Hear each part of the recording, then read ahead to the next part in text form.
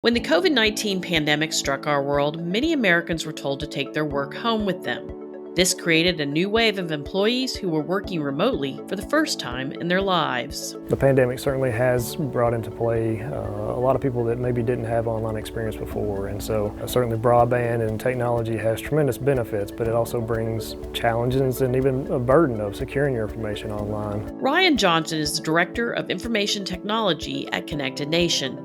He's responsible for managing and overseeing IT infrastructure and technical resources used by the nonprofit staff in cities and towns across the country. Connected Nation is a company that does leverage the ability to work remotely and to allow our users to travel around the country or to the benefit of working from home. But with that, it does bring challenges to administer and manage those resources and also protect them in the online environment. Johnson has navigated the security challenges of managing a remote workforce for years and offers some important advice. Passwords are unnecessary evil, and a lot of people just take the easy way and make a simple password or use their pet's name or their kid's name, but you should really avoid that. You should look for ways to create strong passwords, ones that aren't dictionary words or other common things.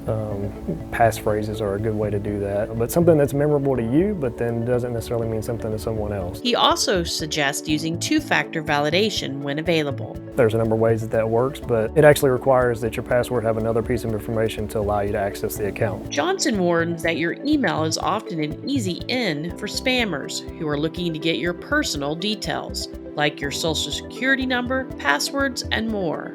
One common way that information is divulged is through emails. Phishing tactics. Phishing is literally that. They're trying to see what kind of information they can get from you. And so they implement a number of ways. The key to protecting yourself is to avoid opening emails from contacts you don't know. And if it's from a company you do business with, to call them rather than respond online. Take your time. One easy way to help protect against that is just being slow to respond to emails. Some people, one big tactic is to incent this sense of urgency that you need to respond to something so that your account isn't compromised or so that something negative doesn't happen to you. Another important and easy to implement tip is to avoid pop-ups.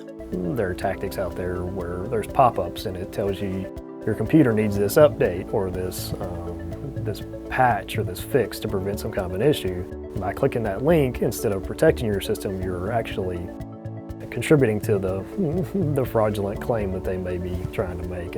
Being careful about only updating your systems from known websites. Johnson is not only an IT security whiz, he's also a father of 5 children, ranging in age from 4 years old to 21. He says it's critical to also teach your kids how to be safe while online. Certainly you can set boundaries with technologies like you do with anything. You try to protect your kids from things you know they can be harmed by. Also, you have to educate them on things themselves that can protect them and keep them safe even if you're not around and watching. He believes one of the best ways to protect your kids is to be upfront about the potential dangers of the internet.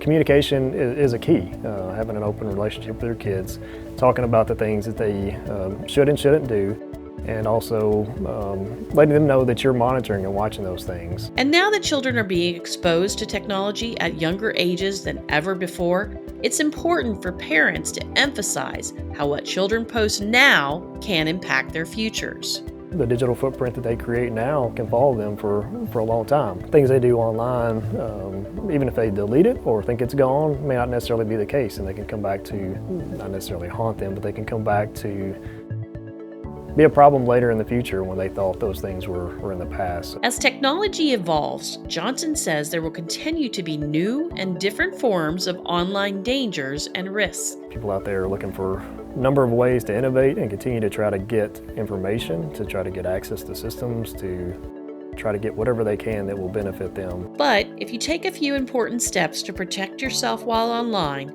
you can navigate the internet safely. So I would say definitely the benefits of technology far outweigh the risk. It's like with anything, there are inherent risks in the things you do in your daily life. It's having a certain level of education yourself, understanding the things that you're doing, the things that you're exposing yourself to, and then doing what you can to protect yourself.